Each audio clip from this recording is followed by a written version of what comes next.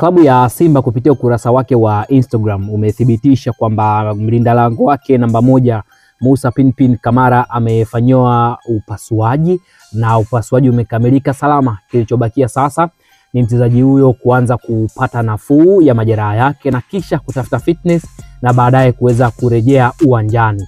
Taarifa hiyo imethibitishwa kupitia ukurasa rasmi wa Instagram wa klabu ya Simba ambao waliposti picha inayomuonesha Musa Pinpin Kamara akiwa kitandani amefunikwa na tayari amekwisha fanyiwa operation, ambapo hawakutuambia chanzo hasa kwamba alifanyiwa operation kutokana na tatizo gani au shida gani ilimpata, japo tunajua issue iliyokuwa inamkabili Kamara ni majeraha ya goti. Lakini shida nyingine kwa upande wa Simba ni issue ya majeruhi, ambapo bado kuna shida ya majeruhi, ambapo ukimtoa Musa Pinpin Kamara ambaye amefanyiwa upasuaji, mchezaji mwingine pia ambaye bado anasubiriwa kwenda kufanyiwa upasuaji ni Abdulrazak Hamza ambaye naye amepata injury, ambaye alipata injury katika mchezo dhidi ya Young Africans kwenye ule mchezo wa ngao ya jamii ambapo Simba alipoteza kwa bao 1-0. Lakini mchezaji mwingine ambaye pia ni usajili mpya ambaye bado haujalipa mpaka sasa na hajaonekana uwanjani ni raia wa Kenya Mohamed Bajaber ambaye naye bado hajakaa sawa.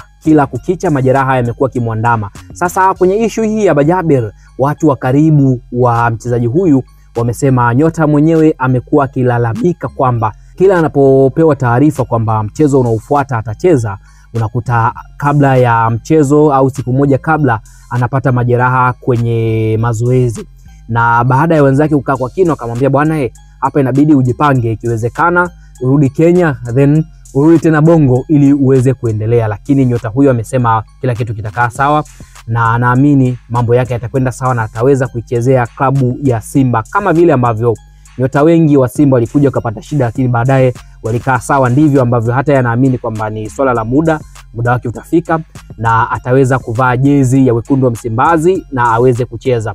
Changamoto kubwa kwake ni nafasi anayocheza ambayo imejaa watu wengi. Ukiangalia Mo Bajaber anacheza nafasi ya kiungo mshambuliaji. Sasa pale Simba ukiangalia kwenye nafasi yupo Jean Charles Ahoua ambaye toka msimu uliopita alikuwa anafanya vyema sana katika eneo hilo, lakini safari hii pia ameongezwa Morris Abraham ambaye mpaka sasa nadhani wana Simba hawana doubt kutokana na ubora aliokuwa nao.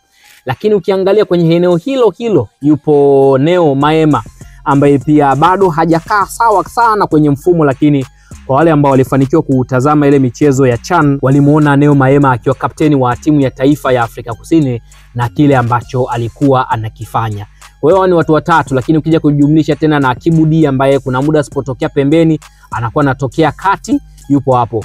Eli Mpanzu ambaye pia mara nyingi anatoka pembeni pamoja na Mutale. Wote pia wana uwezo kucheza sehemu ya kiungo mshambuliaji, japo kikawaida kabisa ni watu ambao wanatoka pembeni. Kwa hiyo hii ni nafasi ambayo ina wachezaji wengi ambao pia wengi ni wataalamu zaidi, wanajua kile wanachokifanya. Kwa hiyo Mo Bajaber amelalamika kwamba inawezekana ni issue ya misumari ndiyo ambayo inamfanya kila anapokaribia kucheza ashindwe kuvaa jezi ya mnyama.